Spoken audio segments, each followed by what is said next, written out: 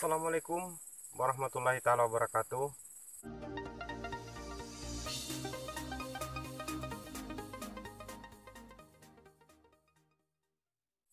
Alhamdulillah pada siang ini atau sore ini saya masih diberi kesehatan sehingga dapat berkunjung ke kebun pinang saya. Sebelum itu saya ingin menyapa dulu rekan-rekan kita yang sama berkebun pinang. Semangat terus petani pinang. Semoga kita dengan menanam pinang kedepannya kita dapat menganggarkan hidup yang lebih baik. Oke, bapak-bapak, ibu-ibu, para petani pinang, dalam video saya kali ini saya ingin menjawab pertanyaan dari saudara kita, Citra Hadis. Pertanyaannya seperti yang tertera di bawah. Namun sebelumnya saya ucapkan terima kasih kepada Bapak Ibu sudah berkunjung ke channel YouTube saya dan memberikan komentar. Menurut saya untuk menanam pinang di lahan berbukit itu sangat bagus. Tapi sebelum kita melakukan budidaya pinang, terlebih dahulu tekstur tanahnya pun harus kita perhatikan. Biasanya kalau tanah berbukit itu cenderung pasti tanah cembung. Artinya begitu curah hujan turun ke suatu daerah atau di tanah berbukit, pasti ketersediaan air di dalam tanah tersebut pasti berkurang karena posisi tanah berbukit itu pasti akan turun. Artinya curah hujan yang turun ke tanah berbukit pasti akan cepat turun ke bawah mengikuti alur air, artinya mengikuti dataran rendah.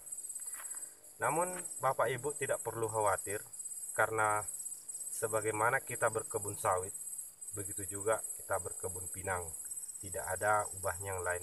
Akan tetapi kebun pinang ini tidak tahan di air.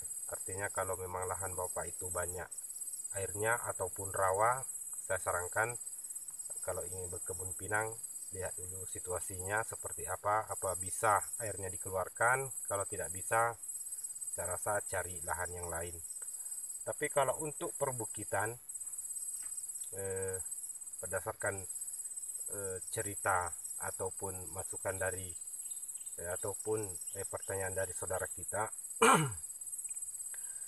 untuk menjaga kelembapan tanah di tanah berbukit, kalau menurut saya atau pengalaman saya yang sering saya lakukan, yaitu pandai-pandai kita menjaga kelembapan tanah.